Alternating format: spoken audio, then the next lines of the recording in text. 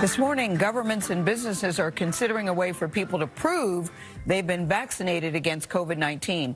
They're called vaccine passports, and it could determine who can travel, stay at a hotel, or even visit a bar. Now, Israel's already using them, and the European Union just proposed them. The U.S., we're still thinking about it. Roxana Saberi is in London with more on the story. Good morning to you, Roxana. Here's a question. What are the pros and the cons of this idea? Good morning, Gail. Well, supporters say it could help lift lockdowns in cities like London. You get a shot, you get a digital pass on your phone, and then you can enter restaurants and pubs. But critics warn of the potential pitfalls over privacy and more.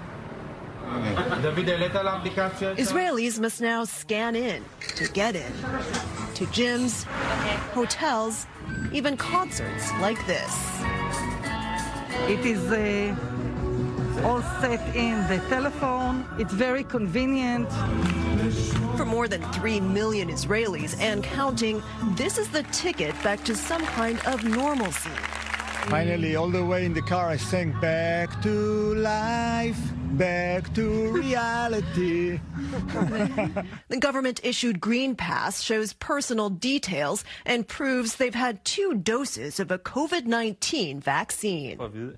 Now countries across Europe and beyond are considering similar so-called vaccine passports or immunity certificates to inject life back into a flagging tourism industry and revive businesses and hospitality like pubs. The UK is studying whether to introduce vaccine certificates, raising the possibility that Brits could soon need a passport for a pint. Yep, all good. We haven't had stuff like this before. We've never thought in terms of having something that you have to show to go to a pub or a theatre. And so there are deep and complex issues that we need to explore. Issues like potential discrimination against people who don't want a shot, along with those who can't get one for medical reasons or because there's not enough supply. So these people won't be able to participate in life, in public life, in social life, in economic life, in the same way as their counterparts who have been vaccinated. Claire Wenham from the London School of Economics says data privacy is another concern. Is it going to be something that's digital and tracks you?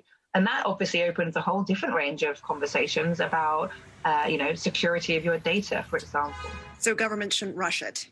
Governments shouldn't rush it. I think it's a Pandora's box, and I think it's a slippery slope into, having life being governed by your health status.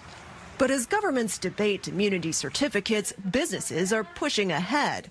Some cruises and airlines, for instance, say they'll require proof of inoculation to board. So while these passes are raising tricky ethical questions, you may need one to travel as early as this year. The WHO tells CBS News it opposes requiring vaccines for travel as long as the global supply is limited and their ability to stop the spread of the virus is not yet clear. Tony? All right, Roxana Saberi in London for us. Roxana, thank you very much. I love this idea. I love it, too. I love this Not everything idea. is a slippery slope. Sometimes you're taking one step forward, and that's all. We get tracked digitally all the time now for all sorts of things. I have no problem. Yeah, I also find, guys, the honor system doesn't work here. It doesn't. No. And normally if you don't get a vaccine, it doesn't affect me or you. Yeah. It normally just affects you alone. But that's now, right. Whether you get this vaccine could affect a lot of people. Everybody in the room. And if you have a medical condition that prevents you from getting vaccinated, if you have an allergy, I'm sure that can be worked out and it can be marked on your passport. Yep. All right. Well, no one's asked us, but we approve. But we're unanimous. Yeah, we're unanimous. And where'd you get your PhD? Same place I did? Yes. Yeah, right, exactly. Yes.